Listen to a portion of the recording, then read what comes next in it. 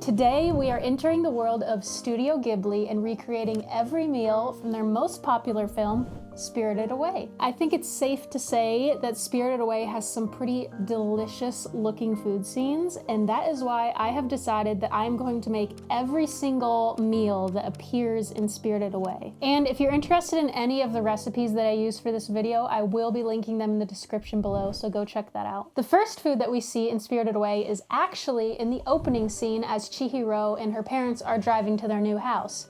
And that food item is a Kit Kat. So although the Kit Kat originated in England, it became a really popular snack in Japan due to the name sounding similar to Kito Katsu, which is a phrase that means good luck in Japanese. So I'm theorizing that maybe Chihiro was given this Kit Kat as a gift as a little good luck charm for moving to her new house. So I think you might know what's next. One of the most popular food scenes in the whole movie, when Chihiro's parents are at the food stall. With my research, I was seeing that a lot of people theorize this food is very strongly related to Taiwanese street food.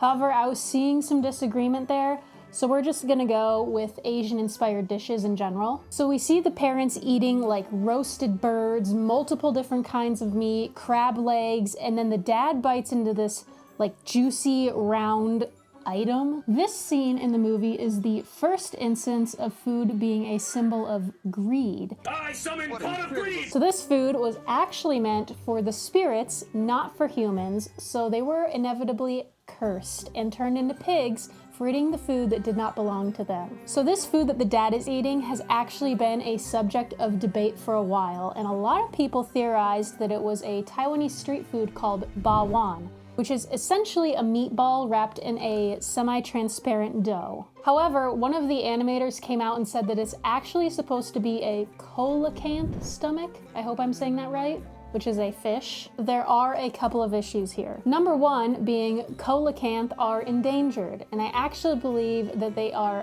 critically endangered. Even if I could get my hands on one, the internet is telling me that they taste absolutely foul. Okay. Needless to say, I will be making the bawang instead. So this is where I'm straying a little bit from the recipe. The internet has me using like small sauce bowls and making these buns out of something small like that. But number one, I don't have that. And number two, the one that the dad was eating was gigantic. So I feel like I need to make one big bun. So that's what we're gonna do. I'm not sure how this batter is supposed to look. It seems pretty liquidy. I did everything the recipe said, so we're just gonna go with it. So here is what it looks like, all smoothed out. Now I'm going to steam it in the Instant Pot and we'll see how it turns out. I'll also be making some marinated quail, some pig's foot and oxtail for that thing that has the bone in it, some Spam wrapped in bacon, and chashu. Oh, and sausage. That's a lot of food. That sausage is so good. It's like slightly sweet, which I really like.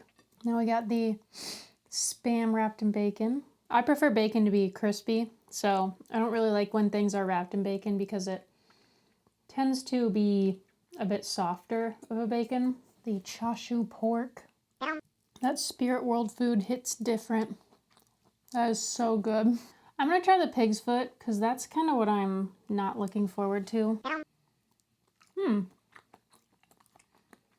Okay. It's like very gelatinous. I'm sure a lot of people like them, but because I'm having it for the first time, it's like kind of throwing me off with the texture, but I'm sure if I had it a few times, it'd be great. I have oxtail. Tastes like corned beef, if you've ever had that. Or the texture is of corned beef. That's really good. This little guy. Look at him. Hello.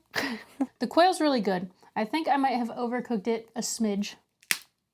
The moment you've all been waiting for. What incarnation is this?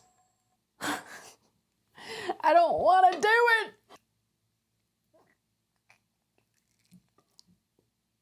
it! That was only dough. The dough is good. A big bite of only dough? No. Now that we have some meat here, let's try that again. The sausage is delicious on the inside. By far, chashu, favorite. The oxtail is really good. I don't know how they ate so much. This is so much food, and it's a lot of meat. It's like 0 vegetables, so I might go into a food coma after this. This took forever to make because it's literally 1, 2, 3, 4, 5, 6, 7 different dishes. I think it was definitely worth it. I'm very happy with how it turned out, and I know Drew's very happy because he's about to eat most of this. So next we have this small red ball that Haku described as food from the spirit world that he gave to Chihiro to keep her from disappearing. Chihiro is given this spirit food not to turn her into a pig, but to anchor her to the spirit realm. I am taking a little bit of creative liberty here. It looks like a small red piece of candy, so I got Skittles. Red and purple, the best flavors. So the next scene that contains food is when Chihiro visits the boiler room man, aka Kamaji. Lin, one of the Yuna workers, brings him what looks like shrimp tempura donburi, which is essentially rice topped with tempura shrimp. It was also served with a side of something yellow. I'm guessing that it's either tamagoyaki, which is a Japanese rolled omelet, or pickled daikon. I did try to find some pickled daikon when I was at the Asian grocery store, but I did not find it, so we will be making the tamagoyaki instead.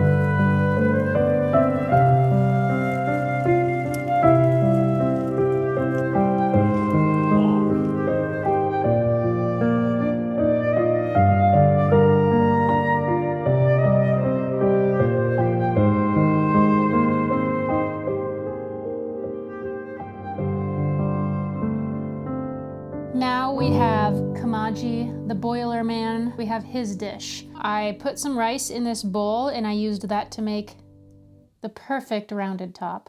Then we of course have dual tempura. So he eats it with 2 arms and holds it with 2 other arms because he's a spider. So I'm not gonna do that. I'm just gonna eat it. Delicious. I love tempura, anything, so very good. Oh, tamago. This is so good. It's like slightly sweet. On to the next one. In the same scene, Lin also tosses the soot sprites some candy, which is actually called konpeito, which is essentially a Japanese sugar candy. Now, I will not be making these from scratch. I'm going to read the Wikipedia page for this, and you will see why.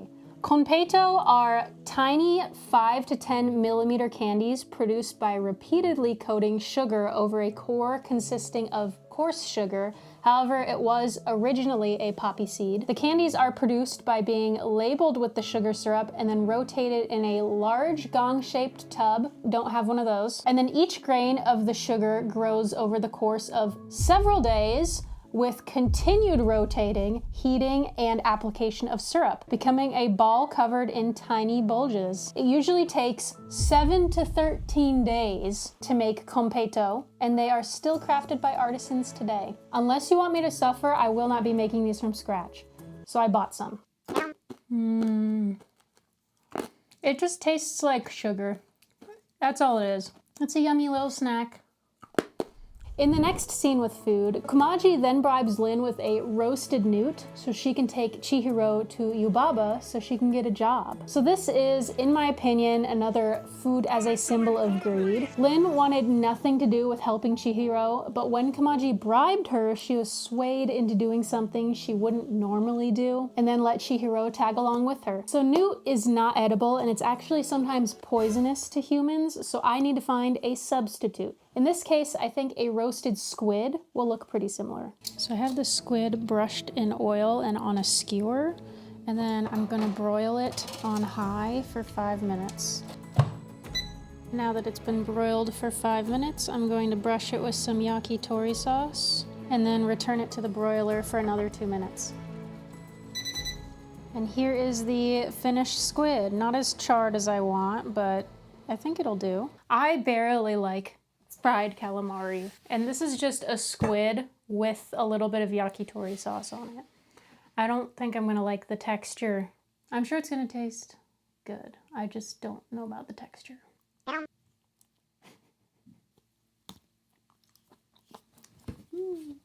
So good. I'm not gonna lie, I do not like that.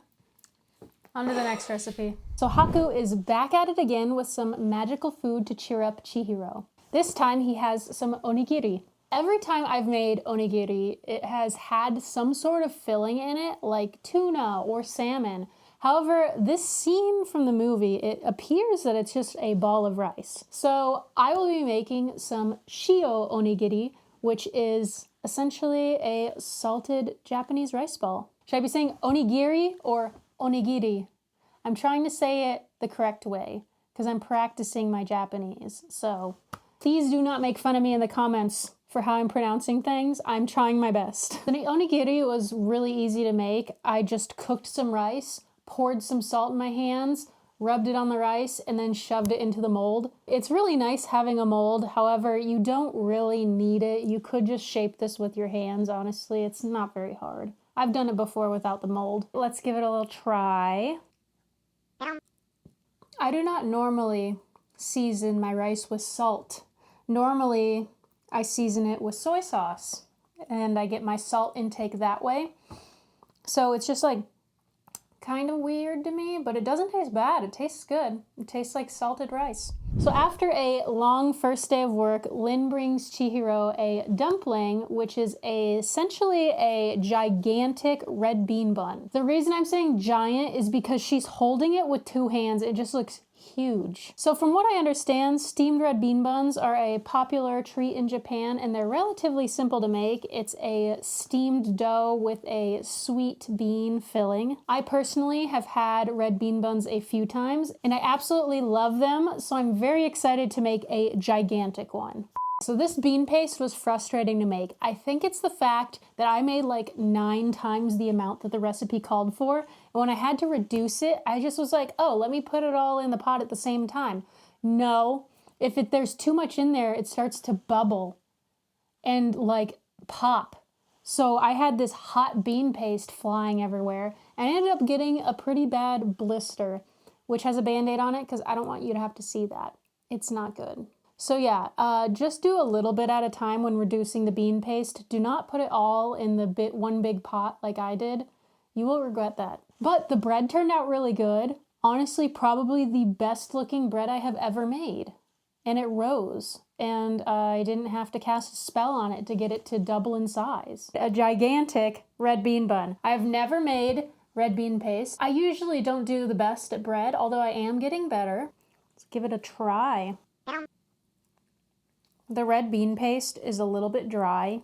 I will say the flavor is very good. This is probably the equivalent of eating like 6 regular red bean buns, but it is very good. I really like the dough. Next up is another iconic food scene, Noaces Feast. In this scene, No-Face has been corrupted by the bathhouse and is being gluttonous and eating everything in sight while throwing out a bunch of gold. So this is another big symbol of greed, both with the gold being thrown out and everybody frantically trying to catch it while they give him a bunch of food, along with No-Face being gluttonous and eating everything in sight. No-Face is a lonely soul who has no identity. He's trying to find a sense of self, but in the process has been badly influenced by the people of the bathhouse, which is leading to his corruption. So if I were to guess, I would say there are around 50 dishes in this scene. I will not be making all of those, but I will be making the ones that we see No-Face eating. First, he's chowing down on this big red bowl that appears to be mushrooms and sauteed root vegetables. We get a seemingly better view here where the green and blue box seems to have some sweet potato, shiitake a bunch of stuff in it. In No Face's other hand, he has a tray that appears to have some rice, edamame, another mystery yellow food, and a bowl of leaves, which is possibly Napa cabbage. And then he eats an entire roasted fish, which I have no idea what kind of fish this is. So when I went to the Asian food store, I picked what looked very similar, which was a bonito.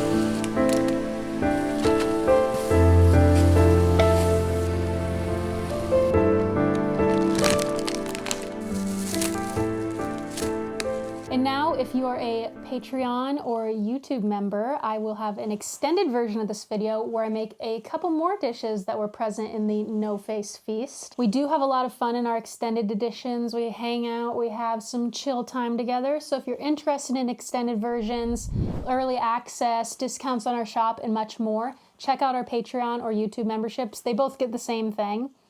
And I'll see you back here. I'm gonna try the smaller things first. Starting with the rice. We have bamboo. That kind of tastes weird. Oh, I got the edamame now. Oh, that's very good. Next, let's try the vegetables. Delicious. And then the other thing I included in the stir fry was fried tofu. There was like carrots in there. I don't like cooked carrots, so I wasn't gonna add that. And then I saw this fried tofu at the store and I was like, that's gonna be nice. I'm gonna do that. It's kind of dry, but it's good. Next, we're gonna try the buns, which are part of the extended version. The sauce was a good idea. That bun is a little better than the one that I made. All right, now we gotta try the big things. I don't know that chopsticks are gonna work for this, so I brought a fork. Hopefully I don't have any scales left over. Ooh. Tastes like fish. It's pretty good. I don't know what else to say. Now we have our roasted Cornish hen. I'm just gonna bite into it. That is good. Now we're gonna fill up a lettuce. We're just gonna fill it with vegetables, I guess. A little rice. Really good. This meal was delicious. It did feel a little bit better eating this than it did the meal that the parents were eating with all that meat. This has some fresh vegetables. We got some roasted stuff, some rice, some lighter stuff. So there's like a lot of balance here. So next we have, in my opinion, the scariest part of the movie, which is when Haku gets injured by all the paper birds that were sent by Zeniba because he stole her golden seal. Chihiro feeds him some medicine from the river spirit, which makes him essentially throw up the seal so that way she can save him. So this is a medicinal ball that was given by the river spirit that is in the wiki called a bitter dumpling. This dumpling makes whoever eats it, aka Haku and later on No Face, throw up. So I don't think I want to do that if I'm being honest. So we're gonna go for another little substitute, and it's going to be something that I think if I didn't feel good and I was drinking this, it would be very soothing to my tummy, and that would be some green tea. So the specific green tea that I picked out, if you were to like mush it into a ball, you could say it kind of looks similar. So now we have a scene where the fake version of the baby is absolutely knocking out some chocolates and popcorn. They're absolutely surrounded by candies and snacks, and I bet you never guessed it, I think that this is another symbol of greed. The Kashira heads that have been turned into the baby are taking advantage of their disguise and gorging on the food that was actually meant for the baby. Now, I am no chocolatier by any means, so I did buy a box of chocolate. And since the false baby is eating a bunch of sweets, I assumed the popcorn was more of like a kettle corn, so we're going for that. Let's start with the popcorn. I will let you in on a little secret. How the baby was eating the popcorn, that is how I eat popcorn. Let's try one of these hearts. There's a lot of those. It is milk chocolate nougat wafer heart. This is delicious. As much as I want to eat all these, I have another meal that I have to eat today, so let's get to that one. And finally, we have the last food scene in the movie, which is the tea party at Zeniba's house. Zeniba shows kindness, which is the polar opposite of her twin sister Yubaba's constant show of greed and control throughout the entire movie. Zeniba sits Chihiro and her friends down and gives them a little spread of some cookies, some jello, a cake, which I initially thought was a giant wheel of cheese. And then I thought again, this is a little tea party. Why would they just have a huge wheel of cheese? So it makes more sense that it's probably a cake. And then, of course, some tea.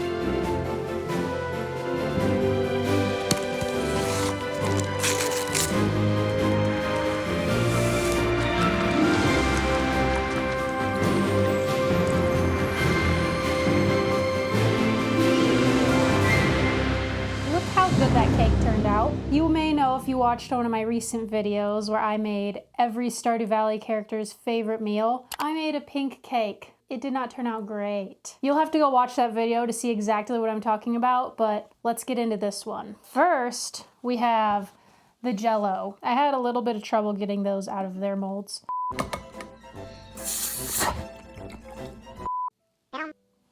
Tastes like lime. The red. Strawberry, also delicious. And now we have the cookies.